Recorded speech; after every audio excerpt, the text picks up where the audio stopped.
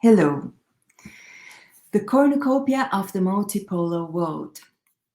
This is an extended version in English of a lecture I've recently given at the FEVA Astrology Conference hosted in Venezuela. And I participated from a distance. And this is an English version which allows me to amplify a bit and include some details that, due to the time limit in the conference, I wasn't able to. So here I add a few more details, but the original is the FEVA version. And let's get started.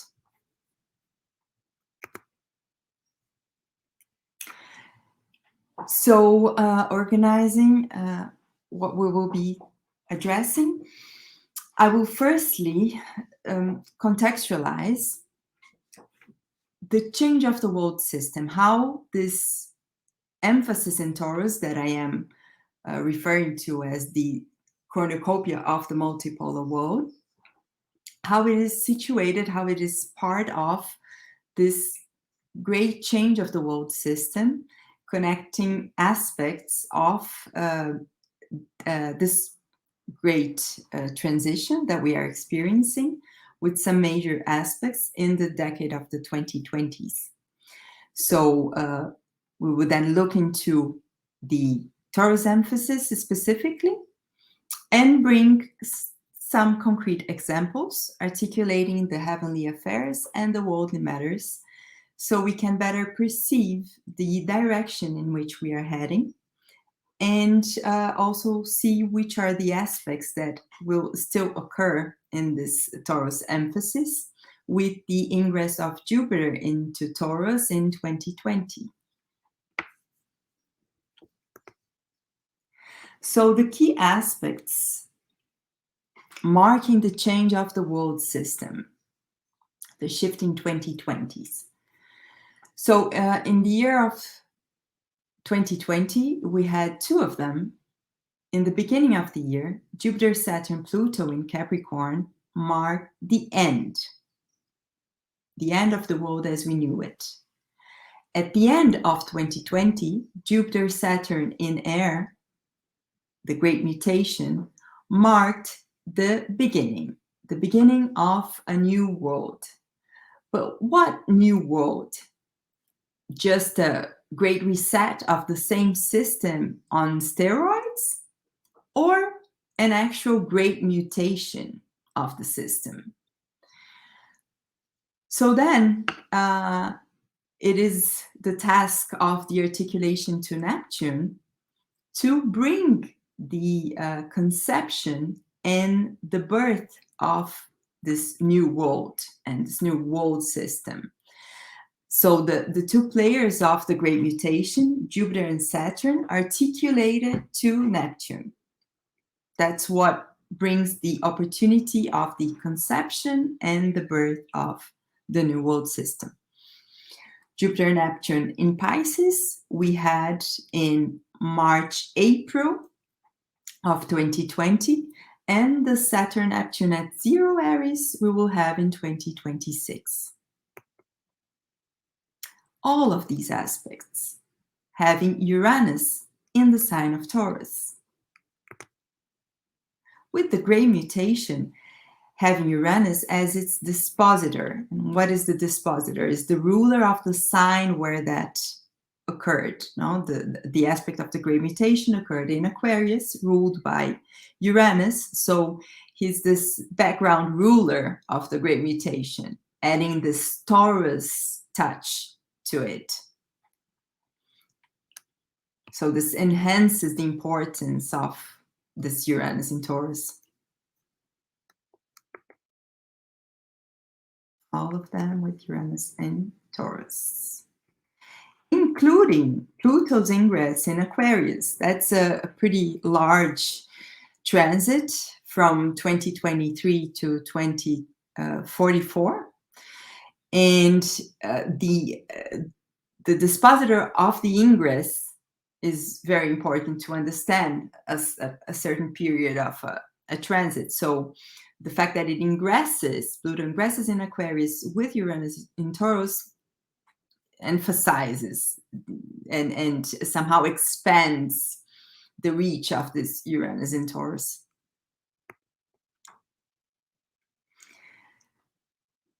We're looking at the articulation between aspects since the Great Mutation to understand how it unfolds. So the two players of the Great Mutation are Jupiter and Saturn. These two can be articulated and do articulate to Neptune, as the aspects I've just mentioned, and they also articulate to Uranus. So here in this presentation, what I address is this articulation to Uranus specifically. Adding to it, the lunar nodes groove. Since the lunar nodes are now in the axis of Scorpio, Taurus, with the north, which is the highlight, the emphasis, being in Taurus. This is the axis of the of resources, of money, of finance and economics. So this dimension is further highlighted by the presence of the nodes during this period, since December 2022 until July 2023. And then we further articulate these aspects. So this, because we have this combination, really, they do connect, they aspect each other. So Saturn-Uranus square, the tectonic dance, because it really is like breaking the tectonic plates. And the lunar nodes in Scorpio Taurus, the lunar nodes groove, or the lunar nodes shift, because the nodes are shifters. They point to a direction. Yeah, we come, the way they work and how we interpret, like, they come from the south node to the north node. They point to a direction. So when they touch something by aspect, they can have this shifting of direction effect. And when we combine them as they aspect each other, we get then the tectonic shift of 2022. So the Saturn-Uranus square, dance of the tectonic plates, that speaks of structural changes, meets the lunar nodes in Scorpio Taurus, the nodal groove that signals the weakening of speculation and manipulation with the south node in Scorpio, and the strengthening of what is concrete and what is consistent with the north node in Taurus. Hence, a tectonic shift occurs, intricately related to the great economic changes. Joining the party comes Jupiter in Taurus in 2023, opening this Cornucopia dimension to it, to the Taurus emphasis, which is Uranus, North Lunar Node, and Jupiter.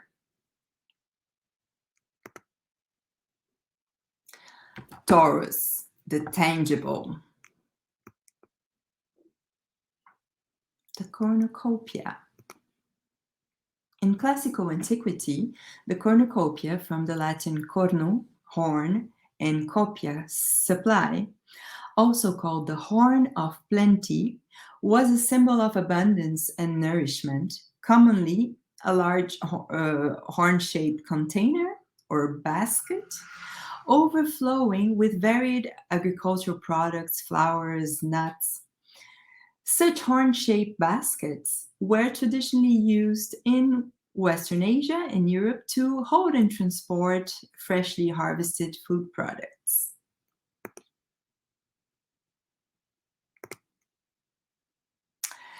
And mythological reference of its origin is that when Zeus, Jupiter, was a baby, the goat goddess of nourishment, Amatea, fed him with her milk. The future king of the Olympus had unusual abilities and strength, even though a baby, and whilst playing with his caretaker, he accidentally broke one of her horns, which then was bestowed with the divine power to provide endless nourishment, thus becoming a symbol of prosperity. And how interesting that for the cornucopia to come into existence, there was the need of breaking off the horn. The horn had to break off. So that is something in the cornucopia wisdom. What is necessary? What do we need to let go of to be able to open space for prosperity, for something to come? And very much present in this articulation, due to the fact that actually the combination, the square, the tension between Saturn and Uranus, mythologically, refers to castration. Saturn actually castrates Uranus. So it is in the very mythology of the Saturn-Uranus square, this breaking off, and they do refer then to breaking these structures, and breaking the tectonic plates to be able to then shift, to be able to change the structure of the world. And also they speak of this detail in the story, speaks of the importance of a certain detachment as well, because Uranus is also speaks of that. Just plain Uranus speaks of that as well. The Taurus is attachment, but Uranus is detachment. So we have that combination, and it brings us to the question: how does prosperity work? And these issues are brought to the table with this Taurus emphasis. So, give and take. When to let go and when to conserve.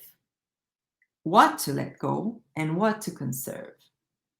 Sustainment. Livelihood. Who does not have and who does have? And how does that work? Who owes and who owns, actually? What do we owe and what do we own? And then the issue of debt at all levels, geoeconomics, macroeconomics, and microeconomics as well. It is a period that the sky really advises not to have debt, to really try and get rid of debt as much as possible, not to acquire debt, and really avoid it, really seriously avoid it. And try to really deal with the concrete in the best possible way, with that North Node in Taurus especially, and even the Jupiter, which enhances prosperity, about to move to Taurus, to the concrete aspect of things. The tangibility of resources, the concrete value of things, consistency, trustworthiness, being reliable and dependable. Once upon a time in the West, grains and resources could be taken and kept for Westerners at the expense of Africans and others from the global South. Nowadays, about 34% of the grains of the Black Sea grain deal has been staying in Turkey, about 35% in EU countries, and only 3 to 5% actually going to the considered poorest countries, which were supposed to be the priority.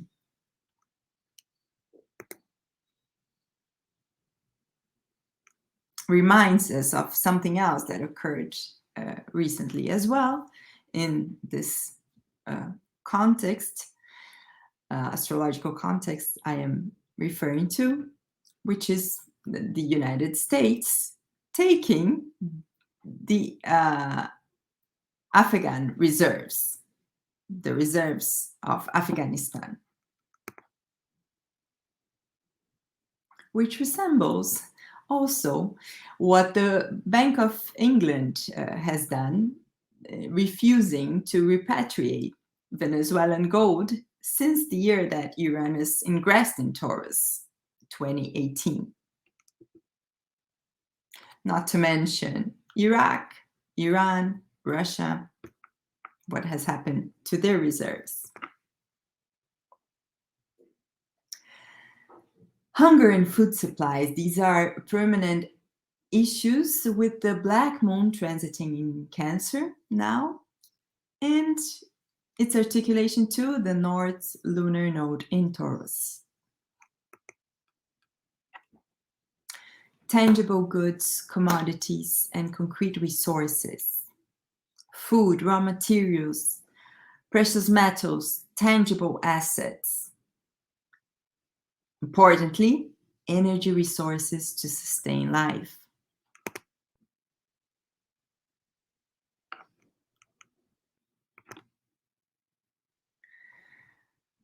The materiality of life. Financial economy versus industrial economy. Concretely, what are things worth?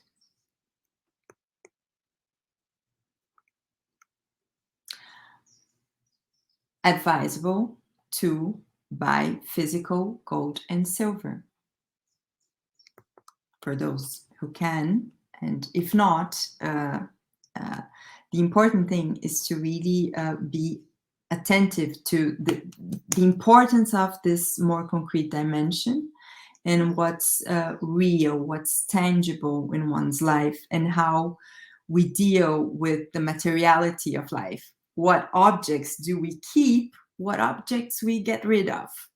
And what are the supplies we need? And then to actually provide it, but not, but sticking to what is real and concrete and really important, really significant.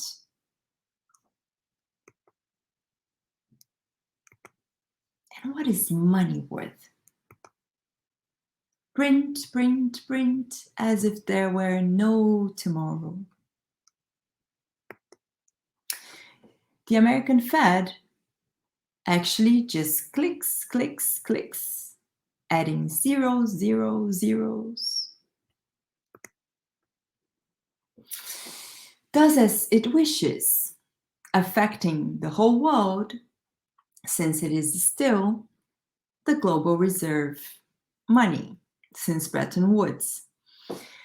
Decoupled from gold in 1971 and saved by the petrodollar in 1974. But that is about to change. Change is in the making, and de-dollarization is in the making. As Michael Hudson puts it, US diplomacy has been able to maintain its financial dominance over the world economy, no longer because of its power as the world's biggest creditor, but as its biggest debtor. However, the economy of the imaginary wealth is inevitably being replaced by the economy of tangible and real assets, as Vladimir Putin has stated in June 17 at the St. Petersburg Forum, when Pallas, the geopolitics goddess, was conjuncting the North Node in Taurus. The tectonic shift is what he's talking about, where the weakness of a speculation and manipulation is perceived, South Node in Scorpio, and the strength of the concrete and consistent is felt, North Node in Taurus, as structural changes take place, Saturn-Uranus square. So as the different astrological points traveling in the sky touch by aspects this configuration, small or larger movements occur in the world, which together drive these structural changes in the system with massive financial and economic effects. And that is not to say that the planets are causing it, they are telling it. They are telling what, they're telling timings, and they're telling issues that are presented in the world. So now we will look into the concrete examples, and just to organize the perspective to understand, and to situate where these aspects that we're talking about here, when exactly they occur, although they are triggered in different moments by the other players that touch those main players of this context. So the Saturn-Uranus square had its third hit, because it had been happening already since February 2022, but it had its third hit in December 22. And why is that third one especially significant, and I am including here? Because it happened just before the ingress of the lunar nodes into the axis of Scorpio Taurus. So then that's already combining the tectonic dance and the nodal shift in the same month, no? So then in April, Saturn squared the nodes. In July, August, Uranus conjunct the North Node. And we have the eclipse seasons, because the eclipses are related to the lunar nodes. Okay, they're connected to the lunar nodes. So they are also activating that context. So these are highlights, like super important highlights, but then throughout the different months, other players join the dance, the choreography. So when the sun, for instance, touches one of them, it's significant, and we can see manifestations of this movement happening. So we begin with the Saturn-Uranus square, applying, and also just before the nodes moving to Scorpio Taurus, Putin and Xi having an online meeting, after which it is announced that new independent Russian and Chinese financial systems are coming. So this just before the nodes entering Uranus, Scorpio Taurus. Then when the sun, on February 4th, the sun conjunct Saturn in Aquarius. And that's when Vladimir Putin visits Xi Jinping. And they have their first in-person meeting since the pandemic, since before the pandemic. In March 2022, with the sun aspecting favorably the lunar nodes, Saudi Arabia considers accepting and announces it, that it considers accepting yuan instead of dollars. And the ground shakes under the petrodollar. Petro yuan seems to be on its way to strengthening its capacity. So gas for rubles decree comes when Venus is in exact square to the lunar nodes, and they're also applying to a harmonious trine and a sextile to Neptune. That would connect then to the Neptune sphere of the great transition, but we'll leave that aside for now. But just this is a moment that they actually connect the Uranus articulations and the Neptune articulations. But here we are focusing then on the aspects to the nodes, which are within our scope of study here. So they're aspected by Venus and applying to aspecting to Neptune. In fact, Jupiter and Neptune, because they were about to conjunct also in April. Gas for rubles. Gas for rubles. And gas for rubles and not rubles. But gas for rubles, and the whole month of April, how it the sanctions on Russia were already happening, but then things were unfolding, and it was a full-on month, April. And it was right at the end of March that the decree came.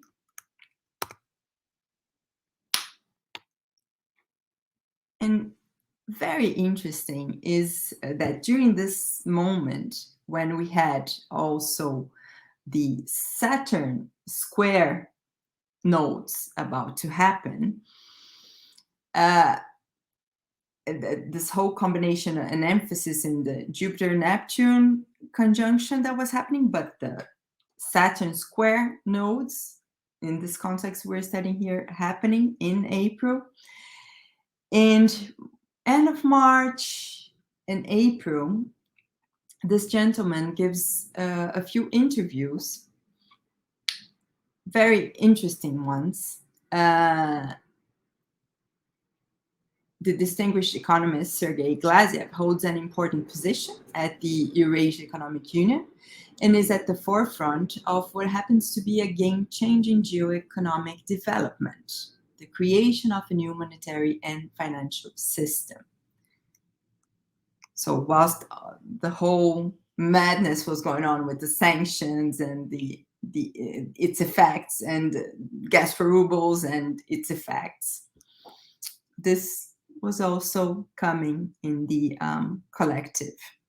Now these words from this economist that has been working for some time, but that these words are manifested at such time is also significant. This is we observe in this study the happenings and also what circulates in the narrative and the news and what comes forth in the collective,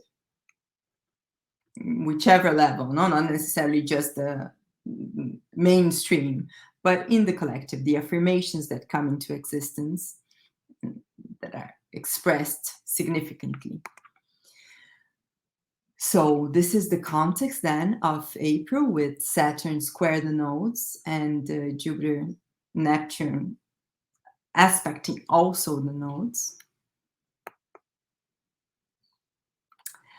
And Sergei Glaziev explains then the transition into a new economic order as he sees it. So in the first phase of the transition, he says, countries fall back on using their national currencies and clearing mechanisms backed by bilateral currency swaps. The second stage of the transition involves new pricing mechanisms that do not reference the dollar.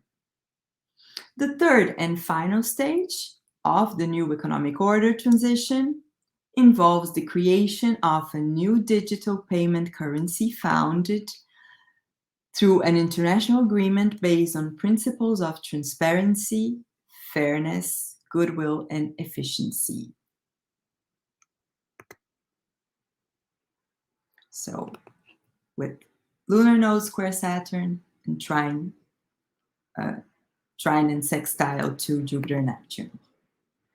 Then, right after that, comes the first eclipse season of the year, and one eclipse being in conjunction to Uranus, and the other eclipse being in a sharp square to Saturn, the May 16 one. Just 3 days after, on May 19, Chinese Foreign Minister Wang Yi chaired the virtual meeting of BRICS foreign ministers, as well as ministers from more than a dozen countries interested in joining this political economic alliance. In the next month, in June, then the actual BRICS summit happens, and it happens with the moon in Taurus, and Pallas, the geopolitics goddess, in a sharp square to Saturn from Taurus.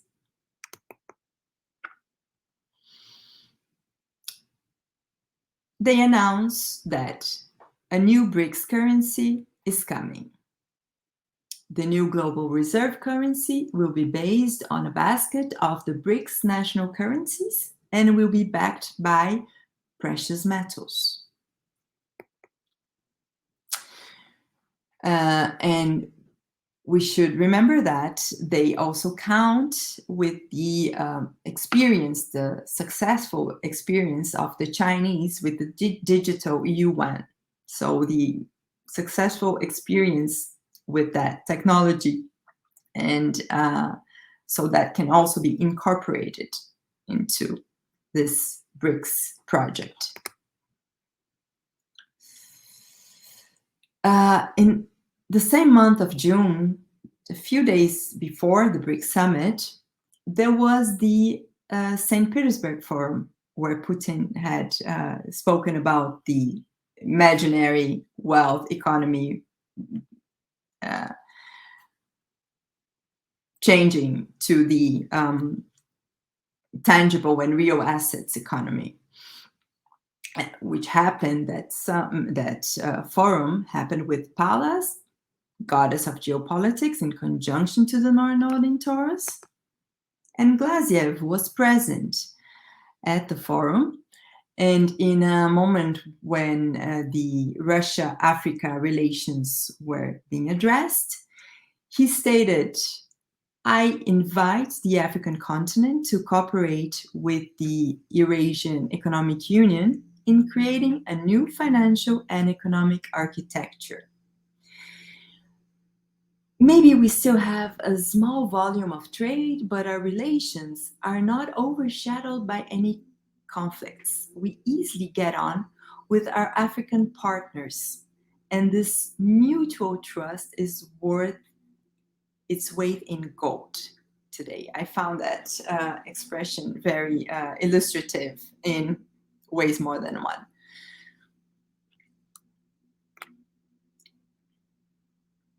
So then comes July, and we have the Uranus North Node conjunction. Super, super important.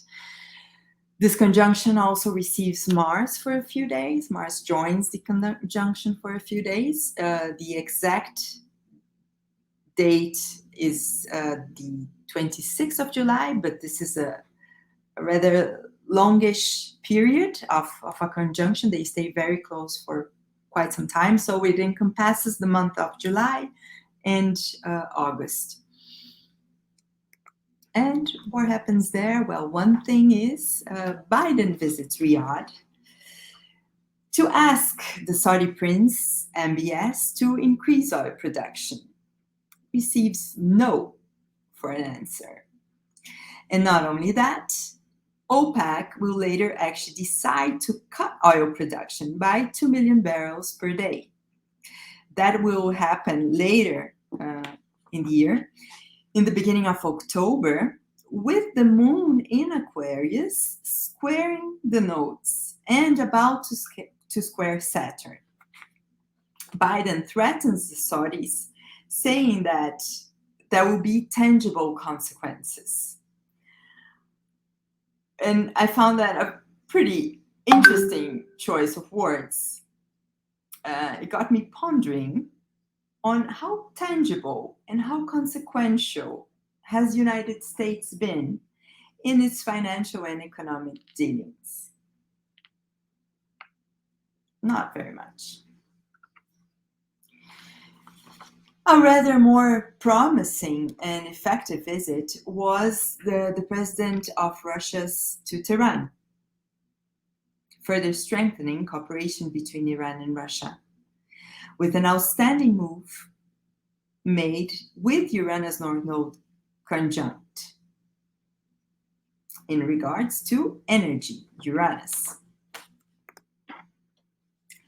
The National Oil Company of Iran and the Russian energy giant Gazprom signed a primary agreement for energy cooperation worth approximately $10 billion.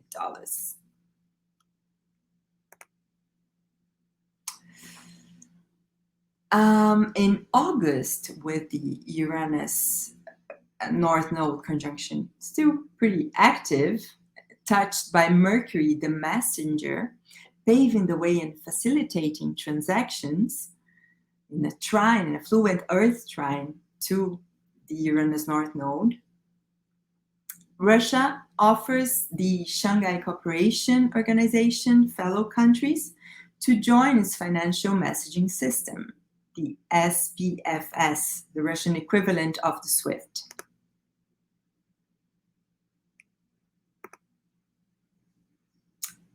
And at the same moment in time, we also learn about the Moscow World Standard.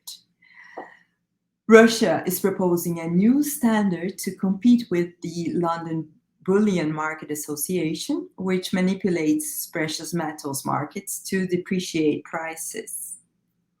So the Moscow World Standard is coming.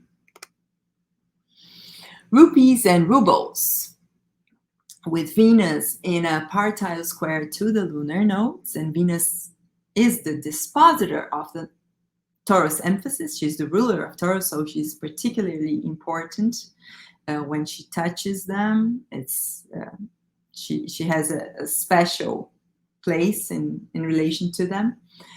So we then learn that Russia and India no longer need the US dollars. Because they can now trade in their national currencies with each other.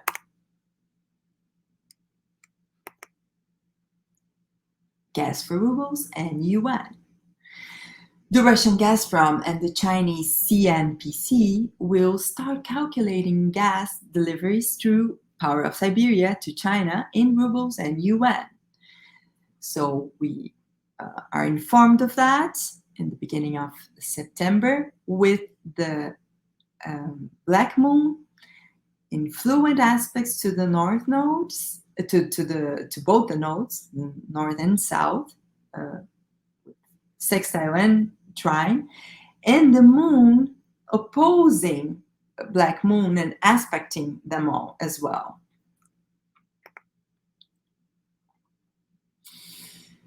It is on September 15th and 16th that another very important summit takes place, the Shanghai Cooperation Organization Summit in Samarkand. And it begins with the moon in Taurus as well. In this summit, Iran becomes a full member of the SCO and takes the opportunity to bring a proposal to create a new single currency for trading amongst SCO members.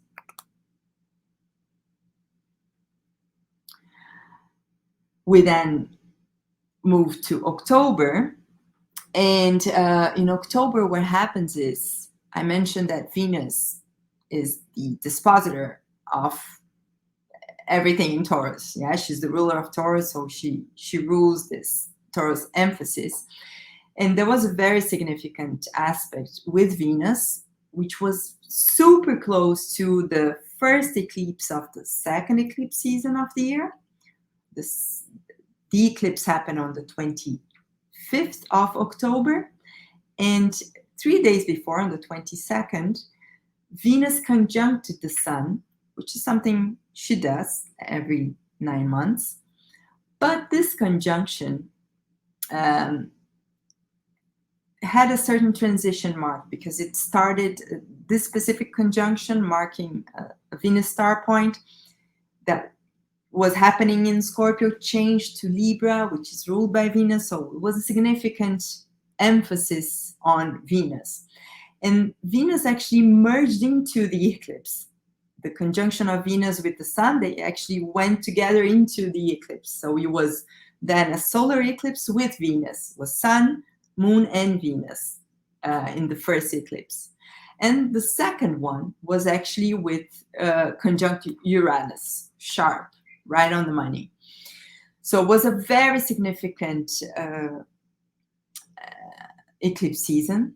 That second one of the year was particularly significant.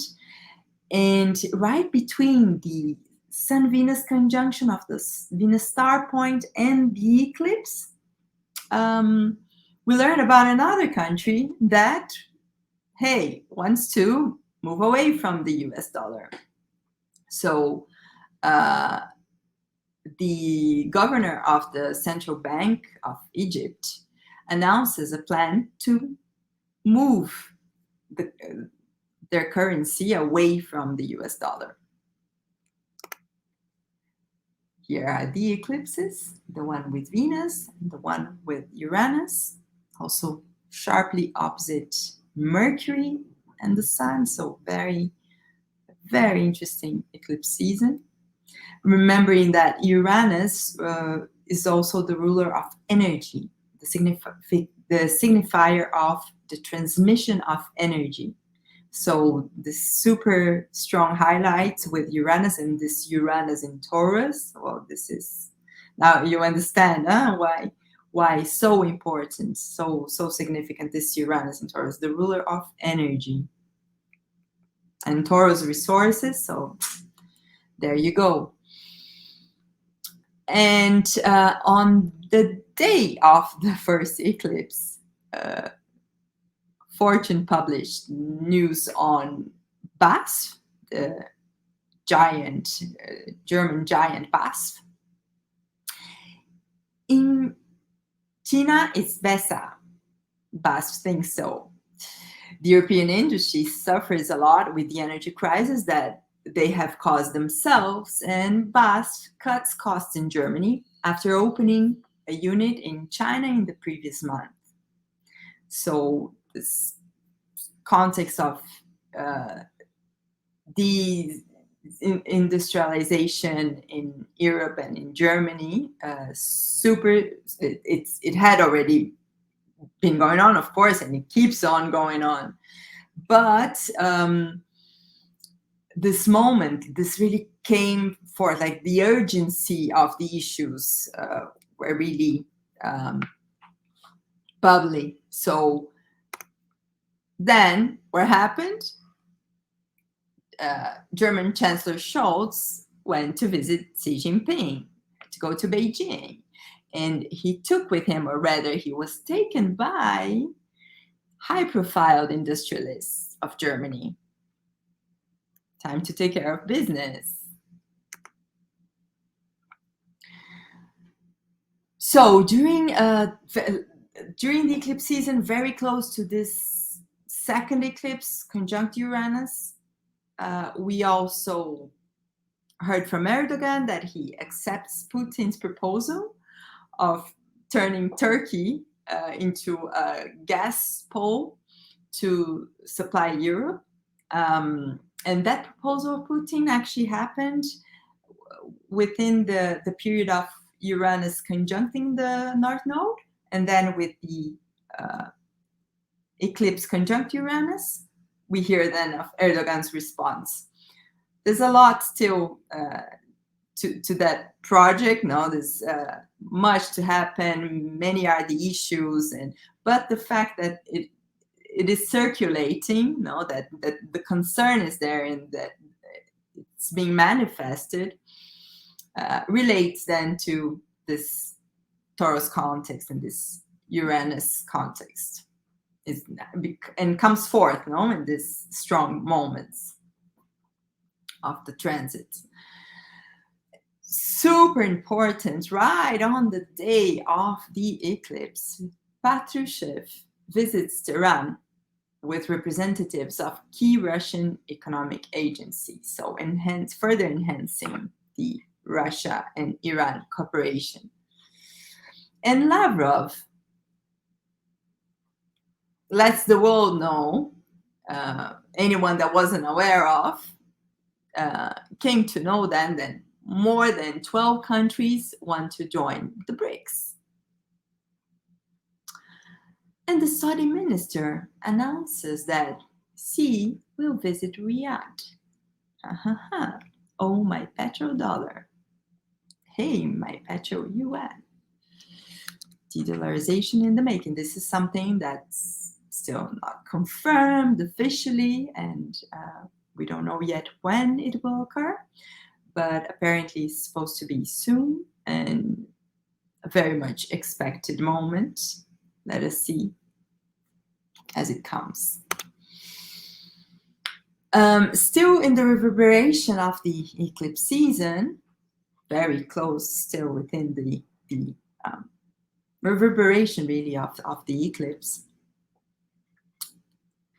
we come to know that Qatar and China make history with a 27-year LNG supply deal. So that comes also with the eclipse. And interestingly, it's a moment when the Sun is in trine to Neptune. So that too connects somehow to the Neptune articulation.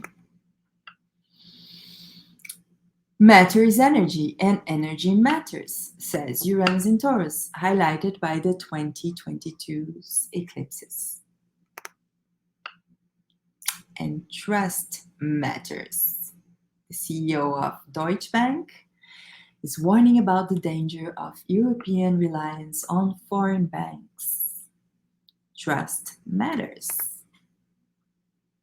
And trust is gold. Record central bank buying of gold.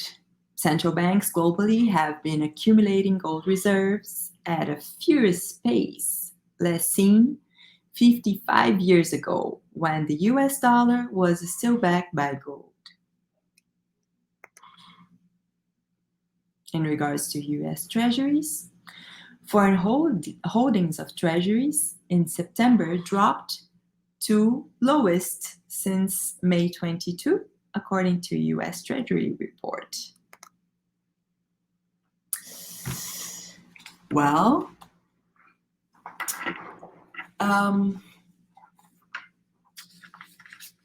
with Russia's reserves in dollars, euros, pounds, and yen having been frozen, other countries paid attention, and now they know. Having their reserves in those currencies might not be quite so safe after all, and de-dollarization in the making got a boost. Many are the nations decreasing their dollar reserves and selling their US Treasury bonds, including Japan and China, the two countries who hold the most US treasuries, and Saudi Arabia, petrodollar Saudi Arabia. On the other hand, the amount of gold being purchased by central banks has materially increased.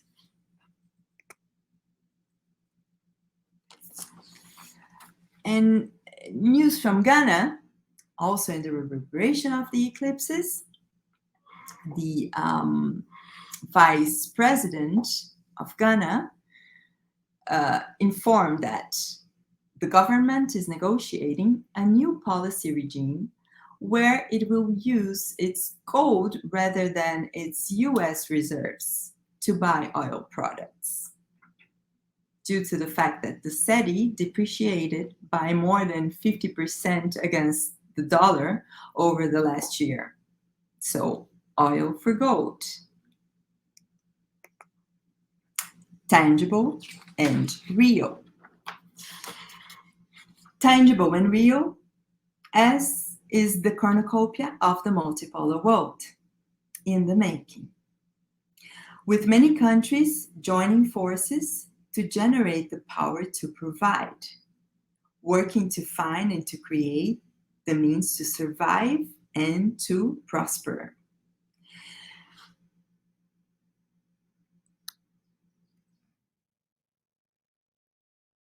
So,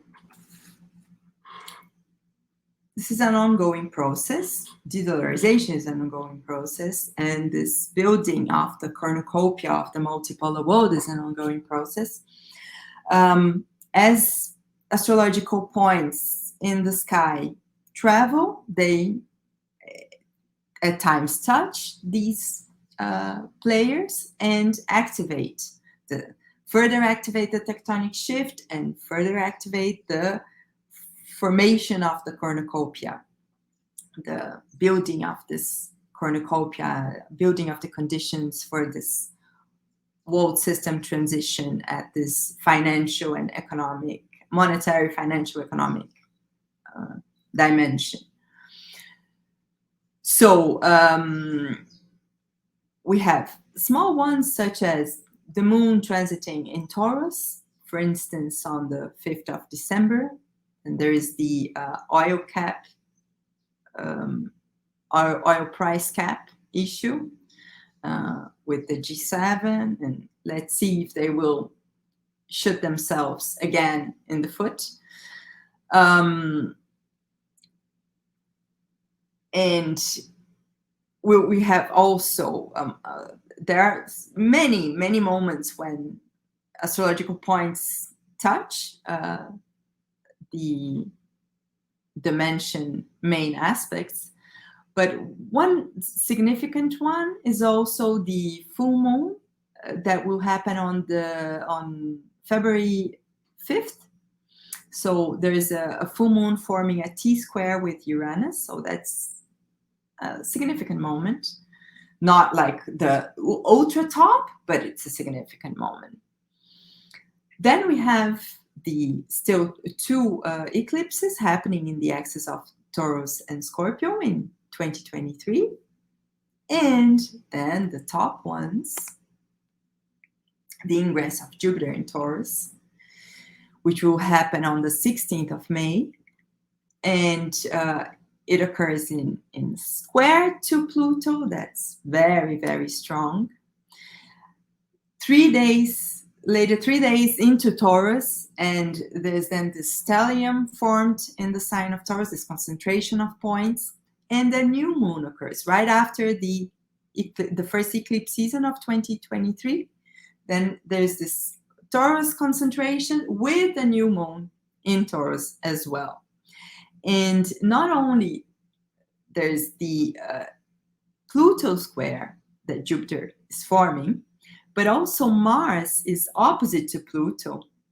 And soon after the May 19, Mars moves into an exact opposition to Pluto and an exact square to Jupiter. So forming a T-square, a super strong T-square there. So super significant month, the month of May,